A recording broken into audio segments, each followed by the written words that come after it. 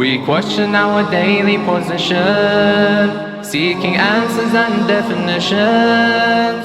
Get the queries off your chest with Ahkam SOS.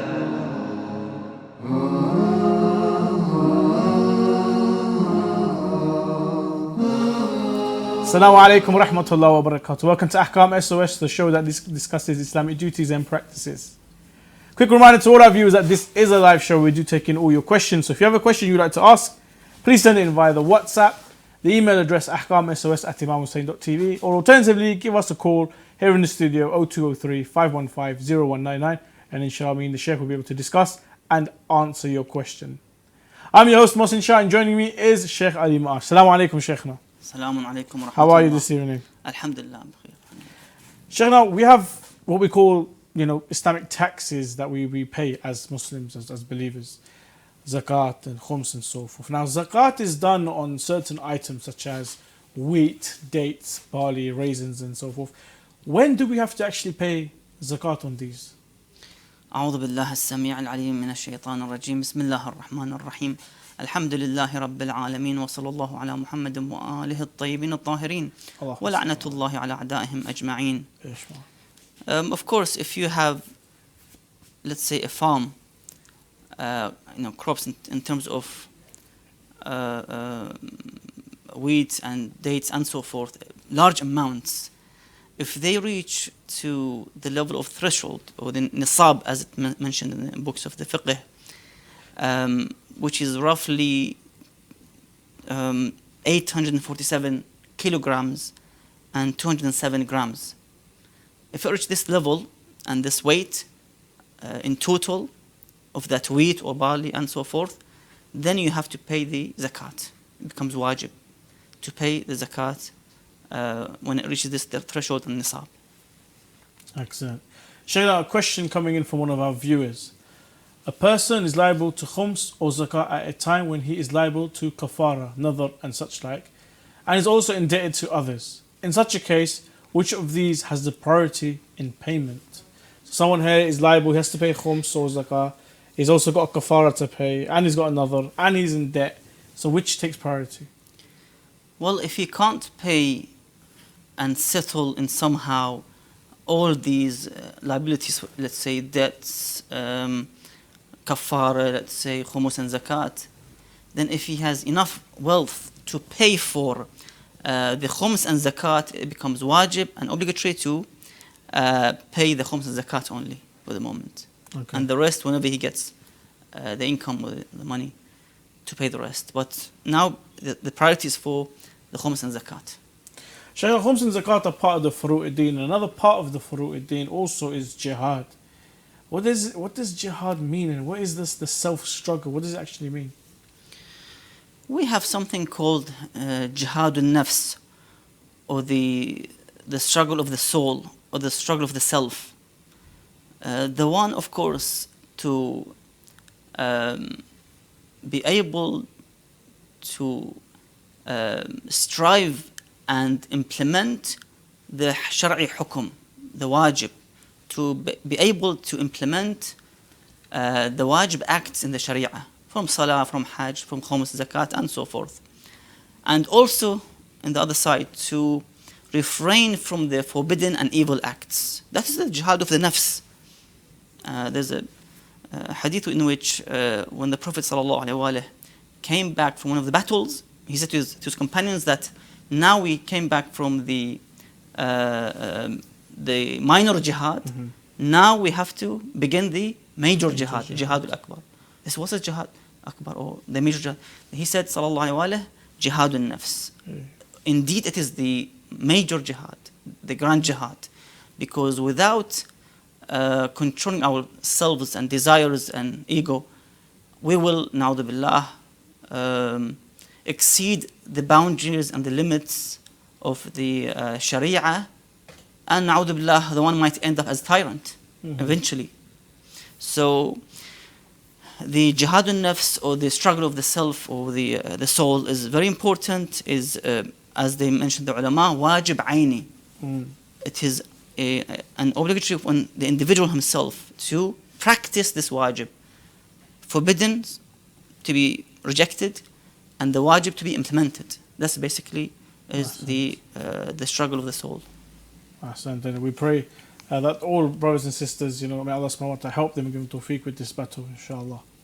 Shaykhna, in fiqh, there is the states or the age of balugh, or what you could say, ihtilam.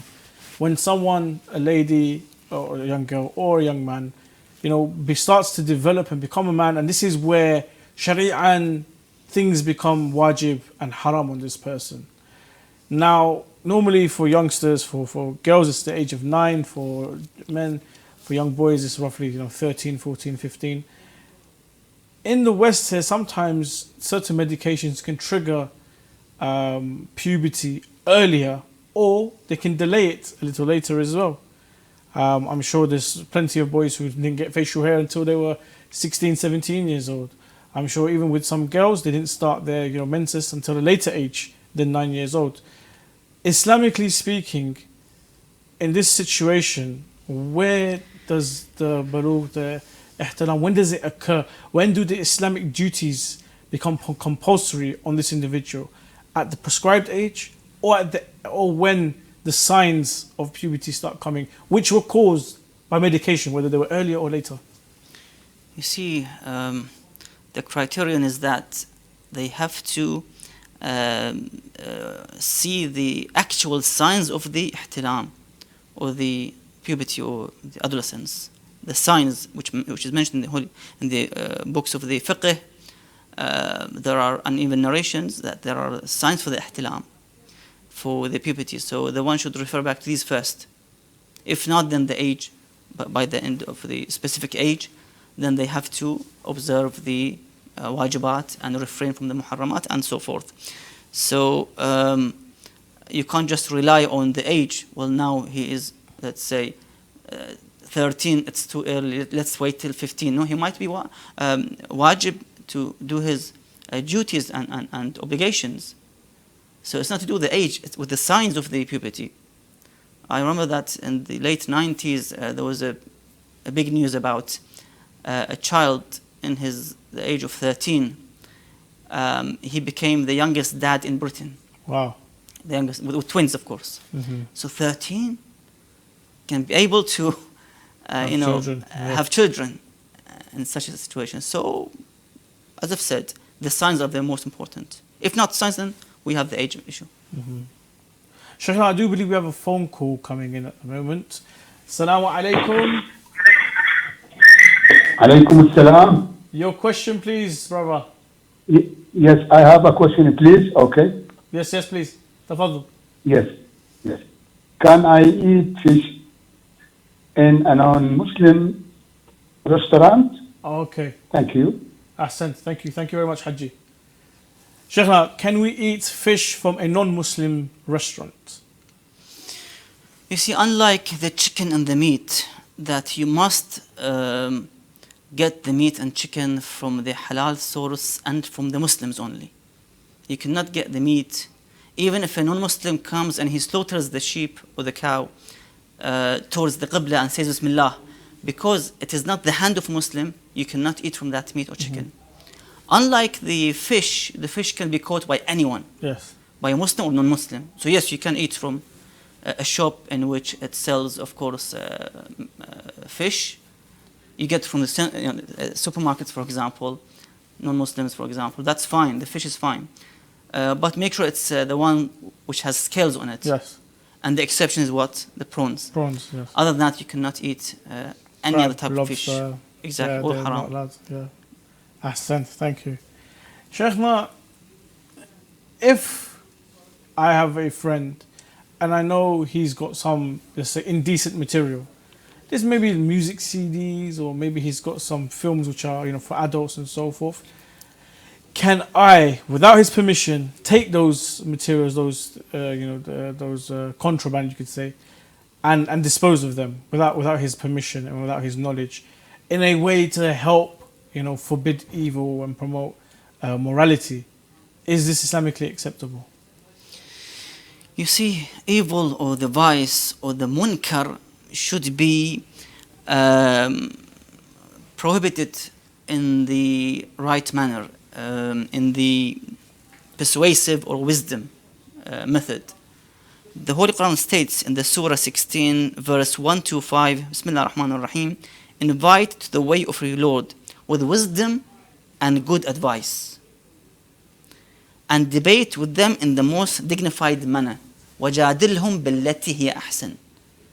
In order to guide others, we need the best and the most respectful manner and dignified manner in order to attract others to Islam, and even the Muslims who are not really religious to be religious and to fulfill their duties towards the Ahkamullah Azza wa Jal. So we need a nice word, we need an attractive way in order to attract them towards the Islam rather than repel them.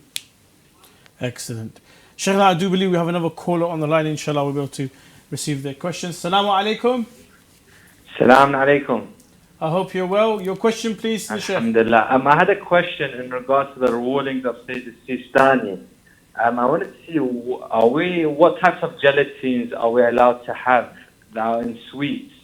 And if it doesn't mention what type of gelatin it is, are we still allowed to eat it? Okay, excellent. Thank you. Thank you. Ma'as-salama. Ma'as-salam. Shaykhna, according to Sayyid Sistani, gelatin, if it doesn't say what type of gelatin, are we allowed to consume it? And then, are we allowed to consume the other types of gelatin? Sometimes it comes from an animal, chicken, beef, sometimes pork. What is your verdict on this one? In overall, gelatin, if it's derived from the animal, which is slaughtered in the haram way, from let's say a non-Muslim country, there are issues on it. There's a debate about is this gelatin, which is inserted into this type of sweet, for example, has been transformed chemically to something else or no? Istihala. Istihala, ahsant. If you cannot prove that there's istihala, then it remains haram and najis to consume. Yes. Otherwise, there are substitutes to this gelatin. You can have the vegetarian gelatin, or you can have the halal gelatin from Muslim countries. Yeah, which states from Iraq, from Iran. Yeah. You can have the gelatin, it's halal, you can consume it without any issue. And you can find them in many of the shops, Arab and Persian shops and other Muslim shops. They have these halal gelatins you can consume. So again, if that is the situation, the istihala, then the fatwa is different than the issue of being as it is. There's no istihala. Because istihala, as I've said, it changes the structural the whole formation, thing. the Exactly. chemical formation of the thing. I mean, we were taught in Hausa, it's like if you have a dog and it's passed away, it's a dead dog, a corpse, it's najis. But if it catches fire and it becomes ash, then it's tahir because it's chemically changed. It's something else now. It's no longer. Or likewise, wine to vinegar. When you reduce it, you heat it, reduce it, chemically it changes and so forth. So, yeah, if you can prove that it's halal, then obviously it is halal. We're going to go to a short break now. Inshallah, join us after the break as we continue taking your questions and continue our discussion here on Ahkam SOS. See you after the break. Assalamu alaikum wa rahmatullah wa barakatuh.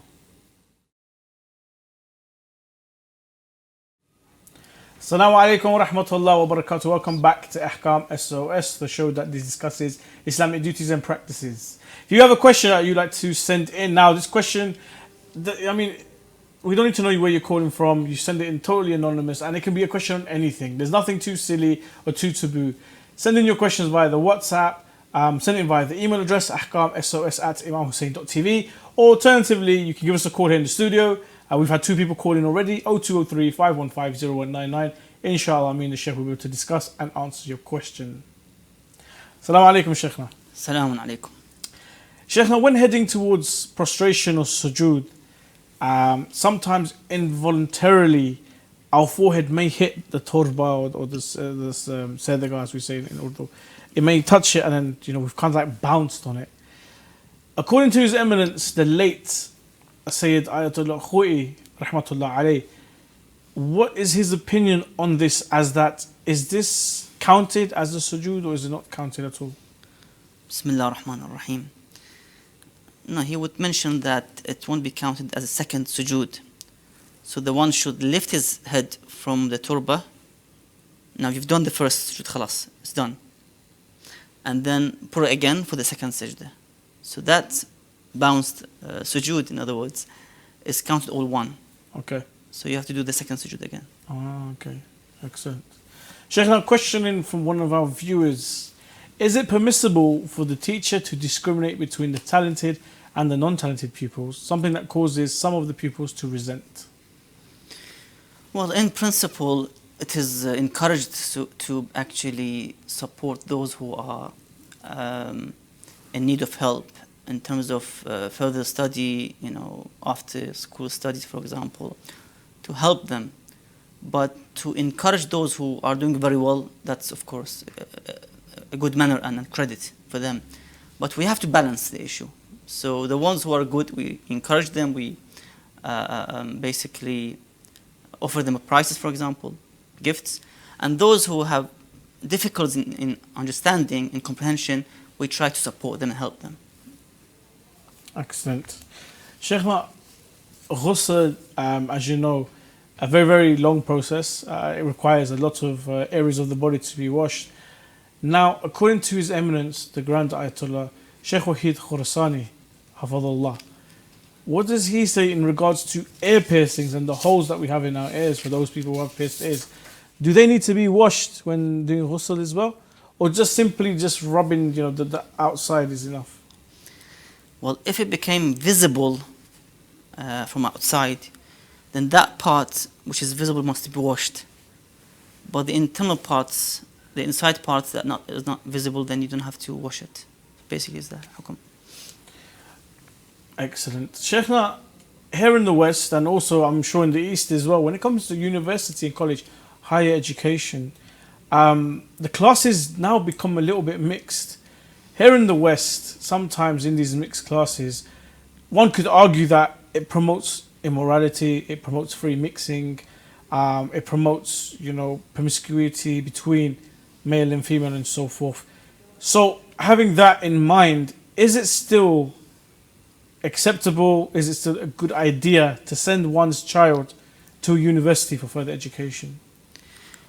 There's no objection and prohibition with this regard if someone can protect himself from the act of haram, from the indecent relationships with the opposite gender, from acting in haram way, for example, attending, let's say, if they have parties, end of the year parties, dance, drink, and so forth. Mm-hmm. If they can avoid these haram acts, music venue, for example, they can avoid that, that's fine. You can go and, of course, to study, to make use of your time as a youth to learn and educate yourself, but with protection from the haram. Shaykh, a question coming in from one of the viewers. Is there any exception for the permissibility of masturbation, or is it absolutely forbidden? Masturbation is haram, is forbidden, and there are consequences with this regard. There's one exception only that is allowed and halal, and that is the husband to the wife and the wife to the husband. Okay. If they masturbate each other, then that is halal and allowed. I don't think that's masturbation, Sheikh. I think that's considered something else. على كل I حال, think that's physical foreplay, but I understand what you're trying to say. as mentioned in the question by the marja', so Yeah. he would mention, according to the question by the individual, that if masturbation is haram, then yes, it is haram definitely. Mhm. But when it comes to the marital Yes. and wife, Mhm. husband relationship, then that is allowed. That's acceptable. Yes. Excellent. I believe I have another question from one of our viewers. Is it permissible for non-Mahram man and women to look at each other's face during a conversation? Yes, it is allowed, just a normal conversation and looking, but if it was with lust, with temptation, with other attractions, or على كل حال haram look, then of course it's haram definitely.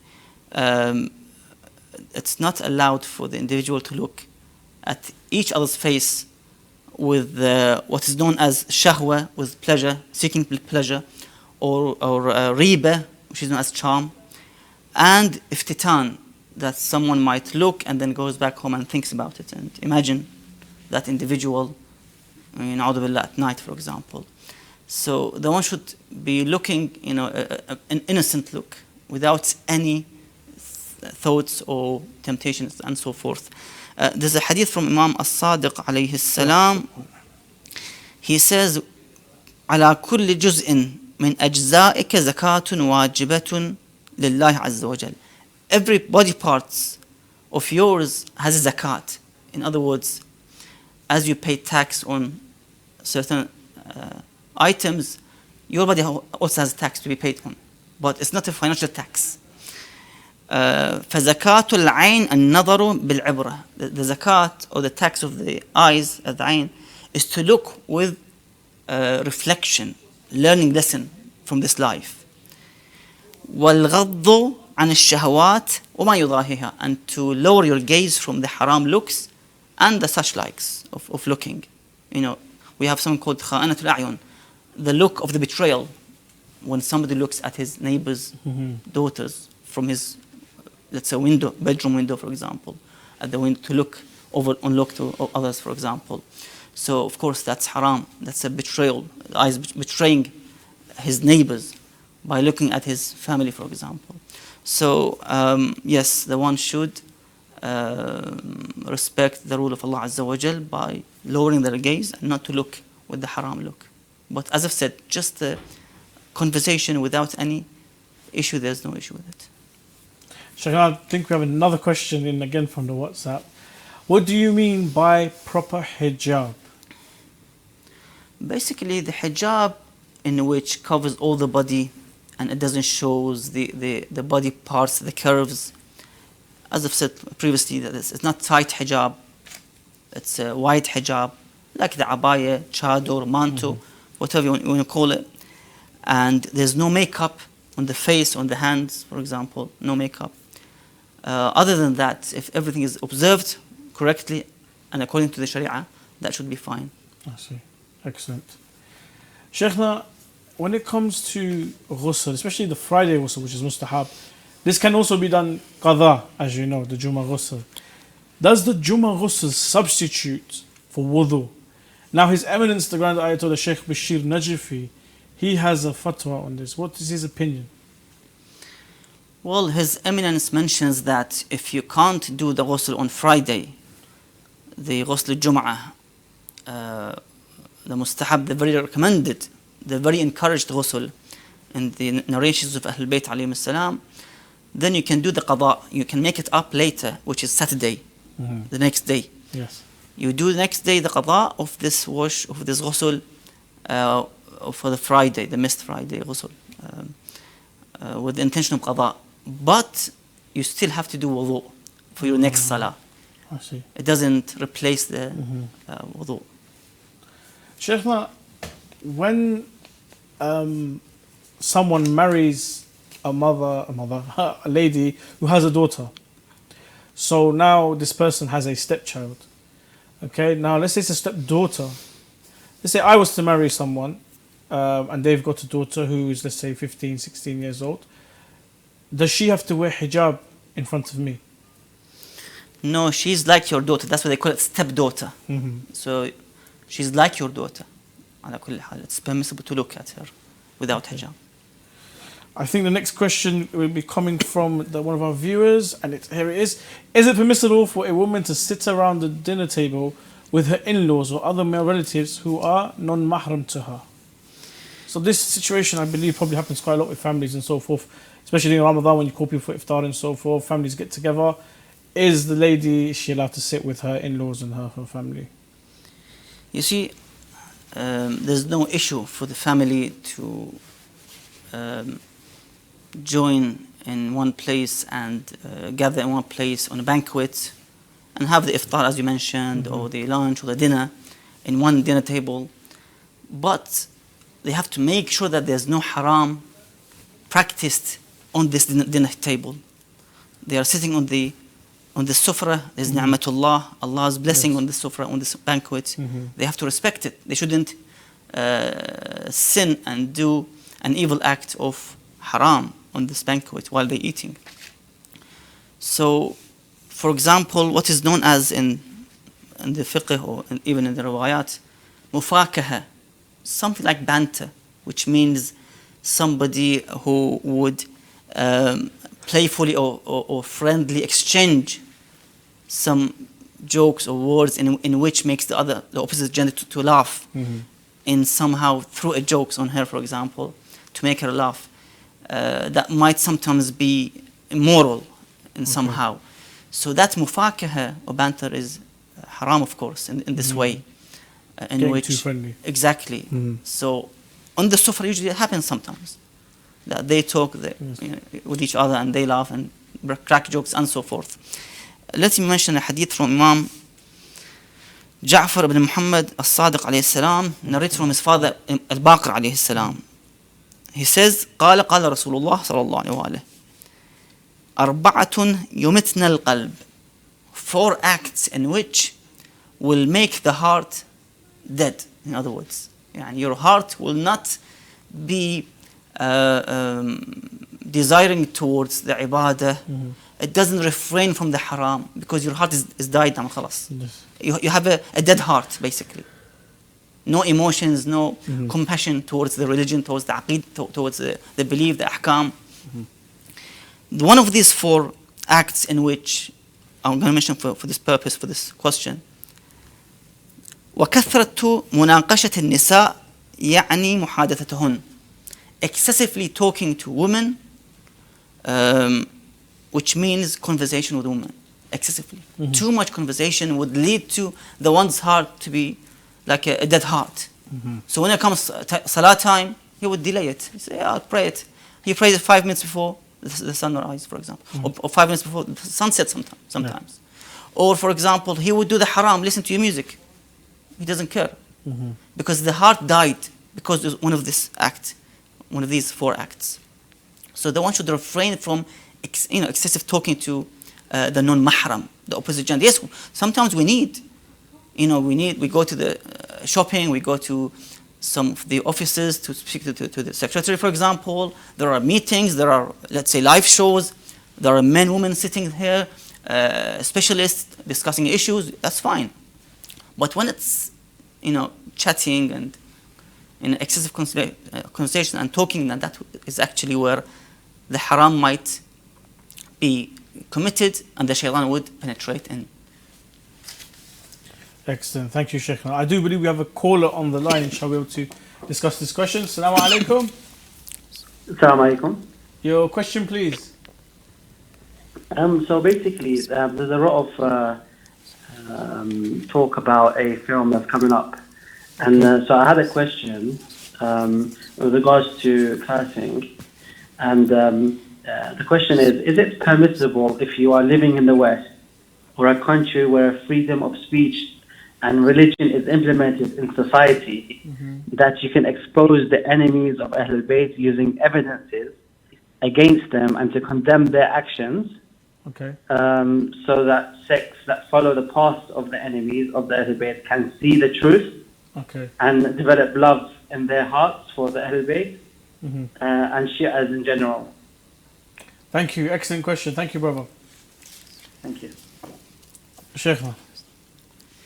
You see, basically, we have something called taqiyya in the religion of Islam. Taqiyya is an exception. It's not a permanent or prolonged rule that we have to apply it in every generation and every era. Taqiyya is to protect yourself, your family, from a definite harm or fatal situation. But in overall, the actual rule is that you implement your faith and aqidah, be it the walaya or the bara'ah. It doesn't make this difference. This is the walaya of Ahlul Bayt and the bara'ah from their enemies. And Ahlul Bayt alayhim salam, when they had the opportunity to expose their enemies, they spoke out. Imam Sadiq alayhi salam spoke out when he had a bit of freedom between the collapse of the Umayyad Empire and by the rise of the Abbasids. They had the time to expose their enemies. And numerous hadith in Bihar Anwar, I think volume 29 to 30, 31, against the enemies of Ahlul Bayt, against the killers of Fatima alayhi salam, against the killers of Ahlul Bayt, one by one. Mentioned, some of them with their names, some of them without their names. Yes. Mentioned clearly that they are the enemies of Ahlul Bayt alayhi salam. So yes, when we have the opportunity of freedom of expression and so forth, we have to speak out. So it's important that we refer back to the life of Ahlul Bayt and to see how they've reacted and acted in such situation. Did they kept quiet all the time for the whole century, or they spoke out and they exposed their enemies? Excellent. Thank you very much, Sheikh. And thank you to all of you for joining us on Ahkam SOS. If you have a question you'd like to send in, please send it in via the WhatsApp. Send it in via the email address ahkamsos@imamhussein.tv, or alternatively give us a call 0203 515 0199. Alhamdulillah, managed to have some calls today. Inshallah, we'll have more calls on the next episode on Monday, inshallah, 6:30 here on Imam Hussein TV 3. Assalamu alaikum wa rahmatullah wa barakatuh.